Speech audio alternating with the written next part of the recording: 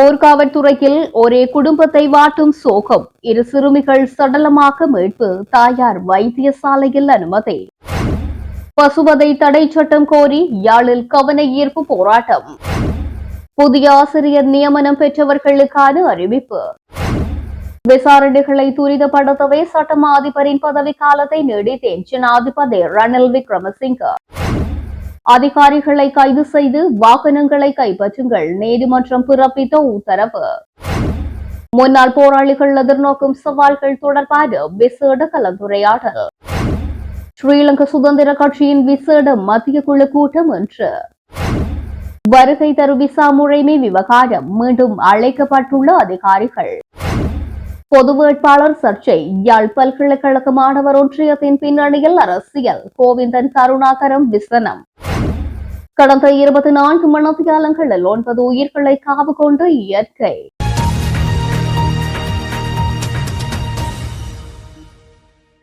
யாழ்ப்பாண ஊர்காவற்துறையில் குளம் ஒன்றினுள் துவிச்சக்கர வண்டியுடன் விழுந்து 2 சிறுமிகள் நேற்றைய தினம் சனிக்கிழமை இரவு உயிரிழந்துள்ளனர். இதேவேளை குறித்த சம்பவத்தை அறிந்து அதிர்ச்சியுற்று மயக்கமடைந்த தாய் ஊர்காவற்துறை ஆதார வைத்தியசாலையில் அனுமதிக்கப்பட்டுள்ளார். ஊர்காவற்துறை நாரந்தனை தெற்கு சூரியவத்தை பகுதியினை சேர்ந்த 11 வயதுடைய நிரஞ்சன் நெதுஷா மற்றும் 5 வயதுடைய நிரஞ்சன் அனுஷ்கா ஆகிய 2 சிறுமிகளை இவ்வாறு உயிரிழந்துள்ளனர். வறிய குடும்பத்தை சேர்ந்து குறித்த 2 சிறுமிகளும் வீட்டிலிருந்து துவிச்சக்கர வண்டியில் கடைக்கு பால் வாங்க சென்றுள்ளனர். பால் வாங்க சென்ற இருவரையும் காணவில்லை என குடும்பத்தினர் தேடிய போது கடைக்கு சற்று தொலைவில் உள்ள குளத்திற்குள் இருவரும் சடலமாக காணப்பட்டுள்ளனர். குளத்தின் வரப்பு வழியாக துவிச்சக்கர வண்டியை செலுத்திய வேளை அருகில் இருந்த கல் தடக்கி துவிச்சக்கர வண்டியுடன் தவறி குளத்துக்குள் விழுந்துள்ளனர் என தெரிவிக்கப்படுகின்றது. இரு சிறுமிகளின் சடலங்களும் மீட்கப்பட்டு ஊர்காவற்துறை ஆதார வைத்தியசாலையில் ஒப்படைக்கப்பட்டுள்ளது. சம்பவம் தொடர்பில் மரண விசாரணை அதிகாரி நாகராஜா தியாகராஜா ஊர்காவற்துறை போலீசாரும் சம்பவ இடத்திற்கு சென்று விசாரணைகளை முன்னெடுத்துள்ளனர். அத்துடன் குறித்த குடும்பத்தை சேர்ந்து மற்றொரு சிறுமி ஒருவர் கடந்த வருடம் விபத்தில் உயிரிழந்த நிலையில் தற்பொழுது இந்த இருவரும் உயிரிழந்தமை அந்த பகுதியில் பெரும் சோகத்தை ஏற்படுத்தியுள்ளது. இருவரது சடலங்களும் பிரேத பரிசோதனைக்காக யாழ் போதனா வைத்தியசாலைக்கு கொண்டு செல்லப்பட்டது. யாழ்ப்பாணம் அராளி பகுதியில் பசுவதை தடை சட்டம் கோரி சைவ அமைப்புகளின் பங்கேற்புடன் பசுமாடுகளை வீதிக்கு கொண்டு வந்து கவன ஈர்ப்பு ஆர்ப்பாட்டம் ஒன்று முன்னெடுக்கப்பட்டது. அராளி தெற்கு அருள்மிகு கருப்பட்டி பிள்ளையார் கோவில் அடியில் இன்றைய தினம் ஞாயிற்றுக்கிழமை காலை 10 மணிக்கு குறித்த ஆர்ப்பாட்டம் நடைபெற்றது. அரசே உடனடியாக பசுவதை சட்டத்தை அமல்படுத்த, மாட்டிறைச்சி கடையை ஒழிக்கும் கட்சி மற்றும் வேட்பாளருக்கே எமது வாக்கு. போலீசாரே மாட்டு கள்ளன், உங்களிடம் மாட்டுவது இல்லையா? வெட்டாதே வெட்டாதே, கன்றுடன் பசுவை வெட்டாதே. இலங்கை சிவபூமி, பசுக்கள் எமது தெய்வங்கள். கன்று தாச்சி பசுக்களை கொல்பவர்களுக்கு மரண தண்டனை வழங்க வேண்டும் என்ற வாசகங்கள் அடங்கிய பதாதைகளை தாங்கியிருந்தனர். சைவ அமைப்புகளின் பிரதிநிதிகள், பொதுமக்கள், சிறுவர்கள் என இதில் பலரும் கலந்து கொண்டிருந்தனர். ஏழை மக்களின் பசுமாடுகளையும் கன்று தாச்சி மாடுகளையும் களவெடுப்போரை கைது செய்ய கோரி ஆர்ப்பாட்டம் நடைபெற்றதாக சிவசேனை அமைப்பின் தலைவர் மரவன் புலவு சச்சிதானந்தம் தெரிவித்தார். நாளைய தினம் புதிதாக கடமையை பொறுப்பேற்க உள்ள ஆசிரியர்கள் நாளை மறுதினம் செவ்வாய்க்கிழமை தமது கடமைகளை பொறுப்பேற்குமாறு வடக்கு மாகாண கல்வி பணிப்பாளர் யோன் குயின்டஸ் தெரிவித்துள்ளார். மேலும் நாளைய தினம் நடைபெறவிருந்த தவணை பரீட்சைகளும் பிற்போடப்பட்டுள்ளதுடன் குறித்த பரீட்சை தொடர்பான திகதி பின்னர் அறிவிக்கப்படும் எனவும் அவர் தெரிவித்துள்ளார். தற்பொழுது நாட்டில் நிலவும் சீரற்ற காலநிலை காரணமாக நாளைய தினம் நாடளாவிய ரீதியில் அனைத்து பாடசாலைகளுக்கும் விடுமுறை வழங்கப்பட்டுள்ளதாக கல்வி அமைச்சு அறிவித்துள்ளது. கடும் மழையுடனான வானிலையினால் வெள்ளப்பெருக்கு மற்றும் மண் சரிவு அபாயம் காணப்படும் பிரதேசங்களிலிருந்து பாதுகாப்பான இடங்களை நோக்கி உடனடியாக நகருமாறு இடர் முகாமைத்துவ நிலையம் கேட்டுக் கொண்டுள்ளது. தமக்கு தேவையான ஆவணங்கள் மற்றும் பொருட்களை மாத்திரம் எடுத்துக் கொண்டு பாதுகாப்பான இடங்களை நோக்கி செல்லுமாறு நிலையம் அறிவித்துள்ளது. அவசர நிலைமைகளின் போது அறிவிக்கப்பட வேண்டிய விசேட தொலைபேசி இலக்கங்கள் அறிவிக்கப்பட்டுள்ளன. இதன்படி அவசர தொலைபேசி இலக்கமாக 117 இடர் முகாமைத்துவ நிலையத்தினுடைய தொலைபேசி இலக்கங்களாக 0112136222 மத்திய தொலைபேசி இலக்கம் 011267 0002 மற்றும் ஒரு தொலைபேசி இலக்கம் 0112136136 மற்றும் போலீசாரை தொடர்பு கொள்ள வேண்டிய தொலைபேசி இலக்கமாக 0112421111 என அறிவிக்கப்பட்டுள்ளது. சட்டமா அதிபர் சஞ்சய் ராஜரத்னத்தின் பதவிக்காலம் நீடிக்கப்பட்டமை தொடர்பில் ஜனாதிபதி அலுவலகத்தில் கடந்த வியாழக்கிழமை இடம்பெற்ற கலந்துரையாடலின் போது கேள்வி எழுப்பப்பட்டது. இதற்கு பதிலளிக்கையிலேயே ஜனாதிபதி மேற்கண்டவாறு கூறினார். அவர் தொடர்ந்தும் குறிப்பிடுகையில் 2019ஆம் ஆண்டில் இஸ்லாமிய அடிப்படைவாதிகளினால் மேற்கொள்ளப்பட்டு உயிர்த்த ஞாயிறு தற்கொலை கொண்டு தாக்குதல் தொடர்பான ஜனாதிபதி விசாரணை ஆணைக்குழுவின் அறிக்கையை இலங்கை ஆயர்கள் பேரவையிடம் கையளிக்கப்பட்டுள்ளது. இந்த பேரவையின் தலைவர் வணக்கத்துக்குரிய ஹோல்ட் ஏண்டனி பெரேரா மற்றும் குருநாகல் ஆயர் ஆகியோருடன் தொடர்பு கொள்வதற்காக ஜனாதிபதியின் செயலாளர் சமன் நாயக்கு, தேசிய பாதுகாப்பு ஆலோசகர் சாகல ரத்நாயக்கு மற்றும் சட்டமா அதிபர் சஞ்சய் ராஜரத்னம் ஆகிய மூவர் கொண்ட குழு நியமிக்கப்பட்டது. இந்த இரு தரப்பினருக்கும் இடையிலான கலந்துரையாடல்கள் தொடர்ந்தும் இடம்பெறுகின்றன. எனவே உயிர்த்த ஞாயிறு தின தாக்குதல் தொடர்பான ஜனாதிபதி விசாரணை குழுவின் அறிக்கையை மையப்படுத்திய கலந்துரையாடல்கள் நிறைவடையும் வரை சட்டமா அதிபர் சஞ்சய் ராஜரத்னத்தின் ஒத்துழைப்பு அவசியமாகின்றது. இதன் அடிப்படையிலேயே பதவிக்காலத்தை நீடித்தேன் என மேலும் தெரிவித்துள்ளார். புதிய சட்டமா அதிபர் ஒருவரை நியமித்தால் இதுவரையில் முன்னெடுக்கப்பட்ட விசாரணைகள் மற்றும் கலந்துரையாடல்கள் தொடர்பில் மீளாய்வு செய்ய வேண்டும். அப்போதுதான் அவருக்கு தெளிவு கிடைக்கும். இதற்கு நீண்ட காலங்கள் எடுக்கலாமாகவே உயிர்த்த ஞாயிறு குறித்த விசாரணைகள் துரிதமாக நிறைவு செய்து குற்றவாளிகள் சட்டத்தின் முன் நிறுத்தப்பட வேண்டும். இதுவே எனது நோக்கமாக இருக்கின்றது. எனவே சட்டமா அதிபர் சஞ்சய் ராஜரத்னத்தின் பதவிக்காலம் நீடிப்பு குறித்து யாருக்காவது சந்தேகங்கள் இருந்தால் இலங்கை ஆயர்கள் பேரவையிடம் கேட்டு அறியலாம் என்று குறிப்பிட்டார். வர்த்தகர் லலித் கொத்தலாவலவின் மரணத்துக்கான காரணத்தை எதிர்வரும் ஜூன் மாதம் 11ஆம் தேதி கொழும்பு மேலதிக நீதவான் நீதிமன்றம் வெளிப்படுத்தும் என நீதவான் ஃபசன் அமரசிங்கு அறிவித்துள்ளார். கொத்தலாவலவின் மரணம் தொடர்பான பிரேத பரிசோதனை அறிக்கை கடந்த மே மாதம் 22ஆம் தேதி நீதிமன்றில் சமர்ப்பிக்கப்பட்டுள்ளது. இதன்படி முதலில் மே 28ஆம் தேதியன்று அவரின் மரணத்துக்கான காரணம் அறிவிக்கப்பட திட்டமிடப்பட்டிருந்த போதும் அது ஜூன் மாதம் 11ஆம் தேதிக்கு ஒத்திவைக்கப்பட்டுள்ளது. இலங்கையின் முன்னணி தொழிலதிபர் லலித் கொத்தலாவல 2023ஆம் ஆண்டு அக்டோபர் 21ஆம் தேதி தன்னுடைய 84வது வயதில் காலமானார். எனினும் அவரது மறைவை தொடர்ந்து கொத்தலாவலவின் மனைவியான 84 வயதான செரின் விஜயரத்னவின் மூத்த சகோதரி லலித் கொத்தலாவலையின் மரணத்தில் சந்தேகம் இருப்பதாக கூறி வழக்கு தாக்கல் செய்திருக்கின்றார். கொத்தலாவல வேண்டுமென்றே காயப்படுத்தப்பட்டிருக்கலாம் என்றும் தனது வாழ்நாளின் இறுதி கட்டத்தில் இருட்டு அறையில் ஒரு குழுவால் சிறை வைக்கப்பட்டிருந்ததாக அவர் குற்றம் சுமத்தியுள்ளார். கொத்தலாவலவை வற்புறுத்தி பெறுமதிமிக்க சொத்துக்களை தமது பெயர்களுக்கு போலீசாரின் முன்னாள் அதிகாரிகளை கொண்ட குழுவால் மாற்றியமைத்தது பற்றி அவர் விளக்கம் அளித்திருக்கின்றார். அருகில் தெரிவுகள் இருந்து கொத்தலாவல ஒரு குறிப்பிட்ட வைத்தியசாலை ஒன்றுக்கு அழைத்து செல்லப்பட்டமைக்கான காரணம் குறித்து மனுதாரரான விஜயரத்னவின் மனைவி கேள்வி எழுப்பியுள்ளார். செலிங்கோ கன்சல்டேட் நிறுவனத்தின் முன்னாள் தலைவரும் செலான் வங்கியின் ஸ்தாபக தலைவருமான லலித் கொத்தலாவல இருக்கும்போது கொழும்பில் உள்ள தனியார் மருத்துவமனையில் சிகிச்சை பெற்று வந்ததாக கூறப்படுகின்றது. அவர் இலங்கையின் 3வது பிரதமரான சர் ஜான் கொத்தலாவலவின் மருமகன் ஆவார் என்பதும் குறிப்பிடத்தக்கது. சட்டவிரோத வாகன இறக்குமதியில் ஈடுபட்டதாக கூறப்படும் மோட்டார் போக்குவரத்து திணைக்கள அதிகாரிகளை உடனடியாக கைது செய்யுமாறு கொழும்பு பிரதான நீதிவான் திலின கமகே உத்தரவிட்டுள்ளார். 10 பில்லியன் ரூபாய்களுக்கும் அதிகமான வரிப்பணம் அரசுக்கு கிடைப்பதை தடுக்கும் வகையில் அவர்கள் செயற்பட்டதாக சுமத்தப்பட்ட குற்றச்சாட்டின் அடிப்படையிலேயே இந்த உத்தரவு பிறப்பிக்கப்பட்டுள்ளது. கொழும்பு லஞ்ச ஊழல் குற்றச்சாட்டுகளை விசாரணை செய்யும் ஆணைக்குழுவின் புலனாய்வு விசாரணை பிரிவுக்கு இந்த உத்தரவு பிறப்பிக்கப்பட்டுள்ளது. இதன்படி மோட்டார் போக்குவரத்து திணைக்களத்தின் தகவல் அமைப்பில் சட்டவிரோதமாக தரவுகளை பதிவிடக்கூடிய அனைத்து அதிகாரிகளையும் அவற்றை பதிவு செய்த அதிகாரிகள் மற்றும் சட்டவிரோதமாக இந்த வாகனங்களை இறக்குமதி செய்த அதிகாரிகளையும் கைது செய்யுமாறு நீதவான் உத்தரவிட்டுள்ளார். அத்துடன் இலங்கை அரசாங்கத்துக்கு 300 மில்லியன் ரூபாய்களுக்கும் அதிகமான வரி பணத்தை கிடைக்க செய்யாத வகையில் இறக்குமதி செய்யப்பட்ட 100 பில்லியன் ரூபாய் பெறுமதியான 6 ஜீப் வண்டிகளை கைப்பற்றுமாறும் ஆணைக்குழுவுக்கு நீதிமன்றம் உத்தரவிட்டுள்ளது. அவற்றை சுங்க பணிப்பாளர் நாயகத்திடம் ஒப்படைக்குமாறு கொழும்பு பிரதான நீதவான் உத்தரவிட்டுள்ளார். இதேவேளை இந்த 6 வாகனங்களும் தற்போது காலி, அபிசாவளை, குருவிட்டு, திருகோணமலை மற்றும் கடுவல ஆகிய பிரதேசங்களில் வசிப்பவர்களுக்கு சொந்தமானவை என லஞ்ச ஊழல் ஆணைக்குழு நீதிமன்றத்தில் தெரிவித்துள்ளது. முன்னாள் போராளிகள் எதிர்நோக்கும் சவால்கள் தொடர்பான விசேட கலந்துரையாடல் ஒன்று நேற்றைய தினம் முள்ளியவளையில் இடம்பெற்றது. பல்வேறு அமைப்புகளாக இயங்கி வருகின்ற முன்னாள் போராளிகள் அமைப்புகளை சேர்ந்த முன்னாள் போராளிகள் மற்றும் அமைப்புகள் சாராத முன்னாள் போராளிகள் என சுமார் 200 போராளிகள் கலந்து கொண்டு கலந்துரையாடலில் ஈடுபட்டனர். நாட்டில் முன்னாள் போராளிகள் எதிர்நோக்கி வருகின்ற சவால்கள் தொடர்பாகவும் அது தொடர்பில் எவ்வாறு தாங்கள் பணியாற்ற முடியும் என்பது தொடர்பிலும் அவர்களுக்கு தாங்கள் செய்யக்கூடிய செயற்பாடுகள் தேவைப்பாடுகள் தொடர்பிலும் எதிர்கால அரசியல் செயற்பாடுகள் தொடர்பிலும் இதன்போது கலந்துரையாடப்பட்டது.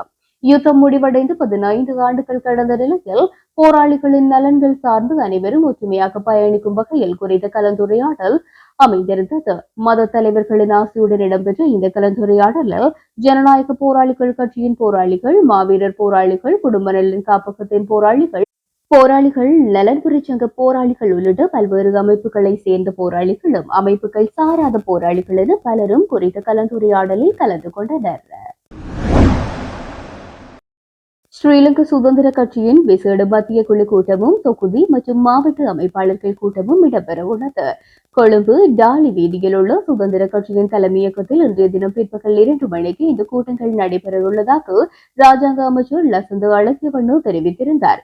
ஸ்ரீலங்கா சுதந்திர கட்சியின் தலைமையில் அமைக்கப்படவுள்ள புதிய கூட்டணியின் முதலாவது பொதுக்கூட்டம் எதிர்வரும் 8ஆம் தேதி ஹம்பாந்தோட்டையில் நடைபெற உள்ளதாகவும் இன்றைய தினம் நடைபெறும் மத்திய குழு கூட்டத்தில் அது குறித்து ஆராயப்படும் எனவும் அழகியவண்ணு மேலும் தெரிவித்தார்.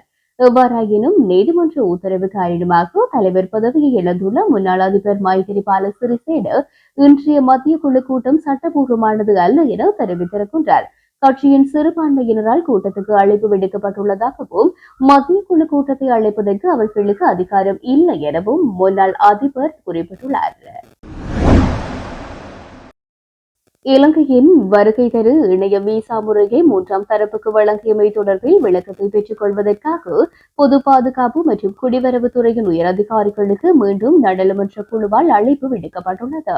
இதற்கு முன்னதாக இவர்களை கடந்த மே 14ஆம் தேதியன்று வருமாறு அழைப்பு விடுக்கப்பட்ட போதும் அவர்கள் அந்த அழைப்பை புறக்கணித்திருந்தார்கள். இந்நிலையில் மீண்டும் எதிர்வரும் 4ஆம் தேதி அவர்களை அழைத்துள்ளதாக பொது நிதிக்கான நாடாளுமன்ற குழுவின் தலைவர் ஹர்ஷ டி சில்வா தெரிவித்துள்ளார்.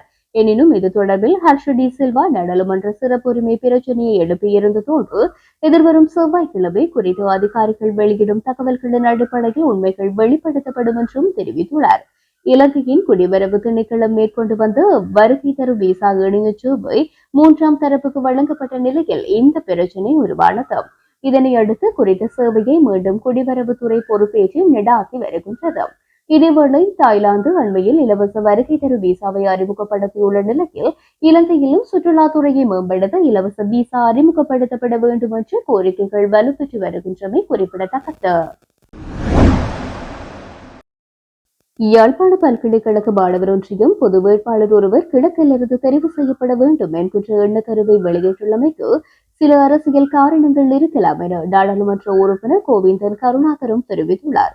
அதிபர் பொது வேட்பாளர் என்கின்ற விடயம் தமிழ் தேசிய பரப்பிலே இருக்கும் அனைவராலும் கொள்கை ரீதியாக முதலாவதாக ஏற்றுக்கொள்ளப்பட்ட பின்னரே வேட்பாளர் யார் எந்த பிரதேசத்தை சேர்ந்தவர் என தீர்மானிக்க வேண்டும் எனவும் குறிப்பிட்டார்.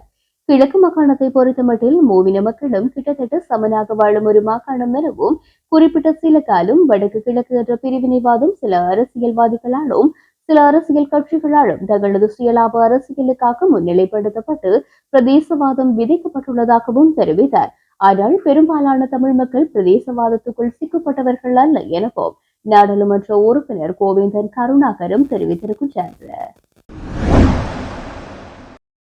இலங்கையில் கடந்த 24 மணித்தியாலங்களில் ஏற்பட்ட அனர்த்தங்களில் சிக்குண்டு உயிரிழந்தோரின் எண்ணிக்கை 9 அதிகரித்துள்ளது. மேலும் காலி தவலம பகுதியில் வெள்ள நீரில் எடுத்துச் செல்லப்பட்ட 2 காணாமல் போயுள்ளதாக இடர் முகாமைத்துவ நிலையம் தெரிவிக்கின்றது. நாட்டின் பெரும்பாலான பகுதிகள் வெள்ள நீரில் மூழ்கியுள்ளதுடன் வெள்ள மற்றும் மண் சரிவு அபாய எச்சரிக்கையும் விடுக்கப்பட்டுள்ளது. கடும் மழையுடனான வானிலை நிலவும் எந்த ஒரு பகுதியிலும் மண் சரிவு ஏற்படும் அபாயம் காணப்படுவதாக தேசிய கட்டட ஆராய்ச்சி நிறுவனம் தெரிவிக்கின்றது. அத்துடன் எதிர்வரும் 48 மணித்தியாலத்தில் பாரிய வெள்ளப்பெருக்கு ஏற்படும் அபாயம் நிலவுவதாக நீர்ப்பாசன திணைக்களம் குறிப்பிடுகின்றது.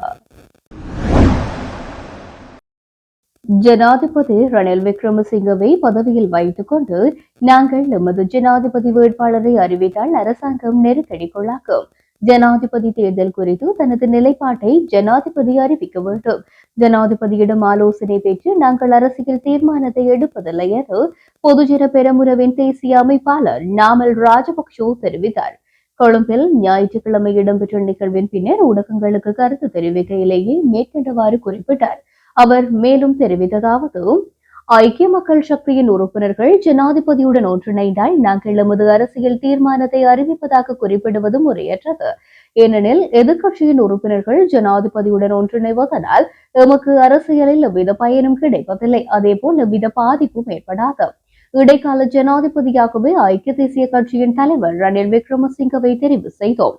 ஜனாதிபதியின் பதவிக்காலம் எதிர்வரும் நவம்பர் மாதத்துடன் நிறைவடையும். அடுத்த ஜனாதிபதி பதவிக்கு தற்போதைய ஜனாதிபதியை தெரிவு செய்வதாக நாங்கள் அவருக்கு வாக்குறுதி வழங்கவில்லை. ஜனாதிபதி வேட்பாளர் குறித்து பேச்சுவார்த்தையில் ஈடுபட்டுள்ளோம். சிறந்த கொள்கை திட்டமுள்ள தரப்பினருடன் கூட்டணி அமைப்போம். ஜனாதிபதி ரணில் விக்ரமசிங்கவை பதவியில் வைத்துக் கொண்டு நாங்கள் எமது ஜனாதிபதி வேட்பாளரை அறிவித்தால் அரசாங்கம் நெருக்கடிக்குள்ளாக்கும். ஜனாதிபதியிடம் ஆலோசனை பெற்று நாங்கள் அரசியல் தீர்மானங்களை எடுப்பதில்லை. ஸ்ரீலங்கா பொதுஜன பெரமுனவின் கொள்கைகளை முன்னிலைப்படுத்தி அரசியல் தீர்மானங்களை எடுப்பதற்கு விசேட கவனம் செலுத்தியுள்ளோம். இக்காரணிகளுக்காகவும் கட்சியின் கொள்கைகளை விட்டுக் கொடுக்க போவதில்லை என்றார். ரணில் விக்ரமசிங்கவுக்கு ஆதரவு அளிக்கும் நோக்கில் தான் பொது வேட்பாளர் தொடர்பில் பேசப்படுவதாக கூறப்படுகின்றது. தொடர்புள்ள உங்களுடைய கருத்து? இல்லை, நான் அப்படி பார்க்கல. நான் பொது வேட்பாளருக்கு மாறானவன். அதில் நான் சொல்லிட்டேன். நான் நினைக்கிறேன் அரசியல்வாதிகள் முதல் பொது வாழ்க்கை ஒப்புக்கொள்ளில் என்று எங்களோட பக்கத்தில் சொன்னவன் 23 மார்ச் 23 சொல்லிட்டேன். ஆனால் அதுக்கெல்லாம் காரணங்கள் சொன்னேன். நான் இது இப்போவும் நான் சொல்கிறேன், சாத்தியம் இல்லை. ரெண்டாவது, வேட்பாளர் தெரிவிலேயே முடங்கும்.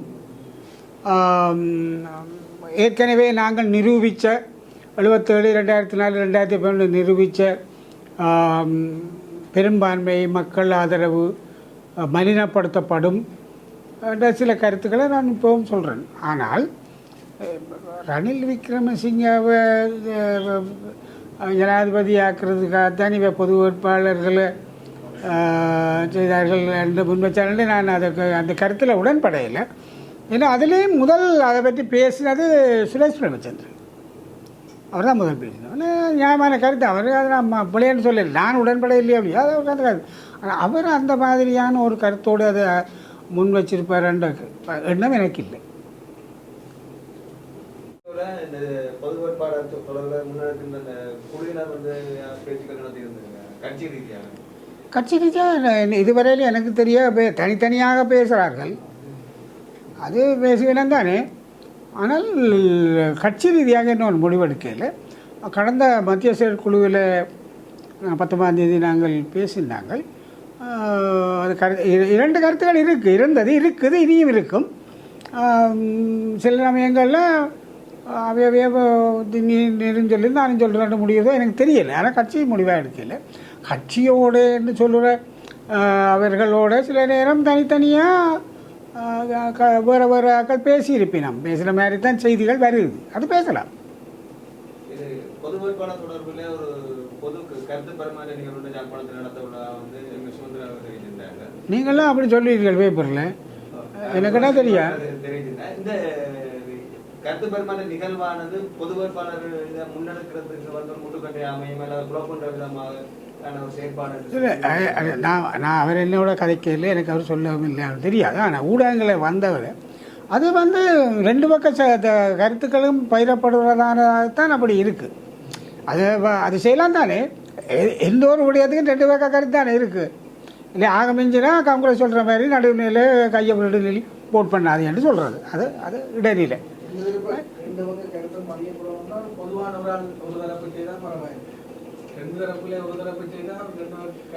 என்னென்ன அப்படி சொல்கிறது? இப்போ நான் கூப்பிட்றேன்னு வைங்க, இல்லையே நீங்கள் ஒரு தரப்புன்னு சொல்லுவீர்கள். நான் இங்கே எங்கே பேசுவேன், நான் அங்கேயே பேசுவேன். என்ன அது அப்படி செய்யலை தானே. ஒரு ஆள் அது அணி என்று நீங்கிறாங்கள கட்சிகளே இல்லை அணி இருக்கு. பொது விடயத்தில் மாற்றான நீங்களே சொல்லிடுறீங்க, நீங்களே அதில் ஏற்பாடு செய்து வேற எந்த வருடம் சமனாகும். எனக்கு அது தேவை மாதிரி படம் இல்லை. என்ன நான் பொது வேட்பாளருக்கே மாறு அப்போ என்ன நான் செய்கிறேன். இது கடைசியாக இது வரையில் இப்போ என்ன நடக்குது இன்றைக்கு பார்த்தா எனக்கு சரியா அது படையில் முதல் பல்கலைக்கழக மாணவர்கள் அவர் ஒருத்தர் கருத்தை சொல்கிற சுதந்திரம் இருக்குது. கிழக்கிலேருந்து வந்தானில்ல அதில் என் பொம்பளை வந்தானில்லன்னு சொல்கிறார். அவர் பிள்ளையாண்டு நான் சொல்லலை, அது அவரோட கருத்து. பேருந்து வடக்கு கிழக்குன்னு சாடியாக மெல்லிஸாக வருது, அது இங்கே பார்த்துருப்பீங்க. அப்போ நான் என்ன சொன்னேன் என்றால் அது என்னவா இருக்கலாம், நான் சொன்ன கருத்து இதுதான். ஒரு வேட்பாளர் தெரிவிலேயே இது முடங்கும் என்று நான் ஜப்னா கலரிக்கு 23 மார்ச்சில் சொன்னேன். நான் சுதந்திரம் பின்னால் 15 நாளைக்கு பிறகு தான் எதுவும் கருத்து சொன்னவர். இவங்க சுதந்திரம் சொன்னதுக்கு நான் ஊதுறேன் குழல் குழல் ஊத இல்லை. ஆனால் என்ன கேட்டு சுதந்திரம் பேசவும் இல்லை. அது அவற்ற கருத்து, என்னோட கருத்து இது. நான் புரியாமல் இருக்கலாம், மக்கள் மறுபக்கமாக சொல்லலாம். இப்போ இது ஒருக்கமாக நீங்கள் பாருங்க, யாழ்ப்பாணத்தை ஒரு மட்டும் சொல்கிறேன் நான். யாழ்ப்பாணத்தில் 3,89,000 மக்கள் வாக்களித்தவர்கள், 3,58,000 ஓட்டு செல்வடியான வாக்குகள். தமிழரசு கட்சிக்கு கிடைச்ச ஓட்டு 1,12,000. காங்கிரஸுக்கு கிடைத்த 52,000 ஓட்டு. விக்னேஸ்வரன் தேசிய மண்டலம் எனக்கு தெரியல அது. ஆனால் அவருக்கு பிடிச்ச ஓட்டு 35,000 ஓட்டு இல்லை, எல்லாமே 1,47,000 ஓட்டு தானே தேசியம் பேசுகிறவைக்கு. மற்றது எங்கே இருக்குது? நானும் தேசியத்தை ஓட் பண்ணேன், அது வர. அப்போ எங்கே எதில் கூட இருக்கோ இல்லையோ இதை வெளிப்படுத்துகிறதா நாங்கள் பேசி. இதில் இன்னொருத்தர் சொல்கிறார், நாங்கள் மக்களை உசுப்பேதி தமிழரசு கட்சியை நாங்கள் பணிய வைப்போம். இவனை போல எத்தனை பேரை கண்டுறாங்க நாங்கள் அப்படியெல்லாம் பேசுகிறதா ஒரு பாரம்பரிய கட்சிகளை பற்றி நாங்கள் பணிய வைக்கிறோண்டு உசுப்பேதுவிய தான். யாழ்ப்பாண மக்களை உசுப்பேத்தலுமே யாழ்ப்பாணமெல்லாம் கணக்கு பார்த்து கணக்காக தான் போடுவாங்க. அந்த காலம் முடிஞ்சது. இப்போ எல்லா கையிலையும் இது இருக்குது, சாதாரண வீட்டிலையும் இருக்குது, குடில் சிலையிலையும் இருக்குது. அவன் பார்ப்பான், பார்த்து கடைசியாக கீறுவான் அவன். இவன் நான் சொல்கிற மாதிரி இப்போ நான் இல்லை ரணிலுக்கு போடுங்க, இல்லை அனுராக போடுங்க, இல்லாட்டி சஜித்து போடுங்க, இல்லை அவன் வெறுங்க போகிறான் திடீர்னு மௌபிபக்காரன் அவனுக்கு போடுங்கன்னு நான் சொல்லப்போ அவங்க போடுவான். ஆகுது போடா பேயான்ட்டு தாங்க நினச்சா தான் போடுவாங்க. உண்மையை போன முறை உங்களுக்கு சொல்கிறேன், 2010 தேர்தலில் நாங்கள் சொல்லாட்டாலும் சனவை ஏற்கனவே தீர்மானிச்சுட்டு மைண்டாக்கி எதிராக வாக்களிக்கிறாங்க. இதுதான் உண்மை. இப்போ நாங்கள் பார்த்தா ஆத்தா கூட இதை மெல்லமாக பாதிக்கப்படாது, நாங்களும் இன்னும் அவருக்கு ஆதரவு வேண்டாம் நாங்கள் சொன்னது உண்மை. அதான் உண்மை. அவன் மக்களுக்கு தெரிய வேண்டுவேன். இந்த உசுப்பேத்தி எங்கட மக்களை அப்படி செய்யலாம்னு யாரும் பேசக்கூடாது, அது தவறு. அதுவும் தமிழரசு கட்சியை பணிய வைப்பான். அது எத்தனை பேரை கண்ட தமிழரசு கட்சி இது சொல்கிறதுக்கு அளவாக சொல்ல வேணும். நாங்கள் திருப்பி சொல்கிறதில்ல, நான் சொல்ல வேண்டிய சூழ்நிலைன்றபடியே நான் சொல்கிறேன்.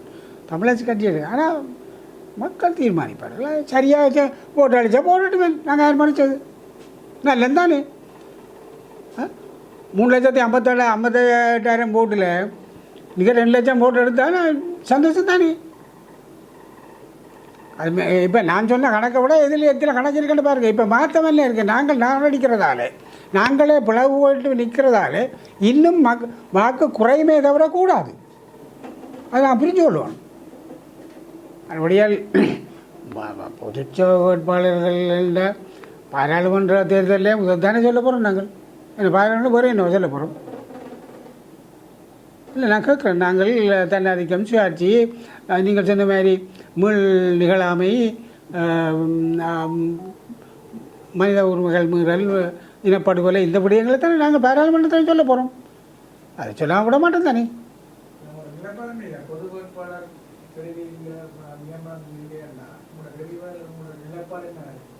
அது இல்லை என்றாலும்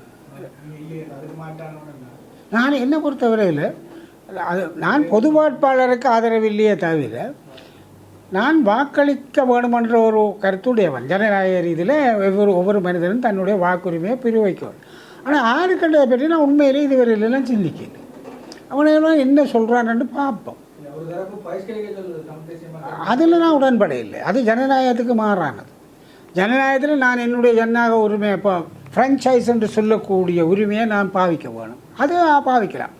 அப்போ என்ன இந்த பொது வேட்பாளர் தவிர்த்து யாருக்கு வாக்களிக்கிறன்ற பிறகு நான் உண்மையாக ஒன்றும் சரியாக தீர்மானிக்கலை, ஆராய்ஞ்சு பார்த்து. இப்போ ஒருவர் எழுதுகிறார், இதுவரையில்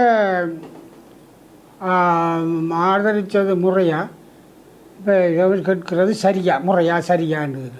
சரி போனால் போகுது. நீங்கள் இவ்வளோ நாளும் சிங்களவனு தான் ஓட் பண்ணுறேன், நான் நீங்கள் எல்லாரும் சேர்த்து யாருக்கு ஓட்டுருங்க, சிங்களம் தான் ஓட்டுருங்க. இப்போ என்ன கதைக்கணும், 2வது ஓட்டு 3வது ஆப்ஷனை யாருக்கு போட போறீர்கள், சிங்களம் தான் போட போறீர்கள். இல்லை சிங்களவனுக்கு ஓட் பண்ண இல்லைன்னா அப்போ காலாதிகாலமே அடுத்த தேர்தலெல்லாம் பொது உட்பாளர் தான் நியமித்து கொண்டிருப்பீங்களோ, நான் யோசிக்கணும். அதனுடைய சிங்களவனுக்கு ஓட் பண்ண இல்லைன்றது ஓட் பண்ணக்கூடாதுன்னு சொல்கிறத அங்கே பின்னால் முதல் தெரிவு 2ஆம் தெரிவு 3ஆம் தெரிவில் சிங்களவனுக்கு போடலாம்னு சொல்கிற விசாரி இருக்கணுமா இல்லையோ, சொல்லிடமா இல்லையோ? என்ன இதில் தற்கவியல் என்ன இருக்குது? அப்படியா? ஆனால் பொது வழியில் விவாதிக்கப்படுது, நல்ல விஷயம், எல்லாம் மக்கள் பார்த்து கொண்டிருக்கிறோம். கடைசியாக சரியான முடிவு எடுப்போம்.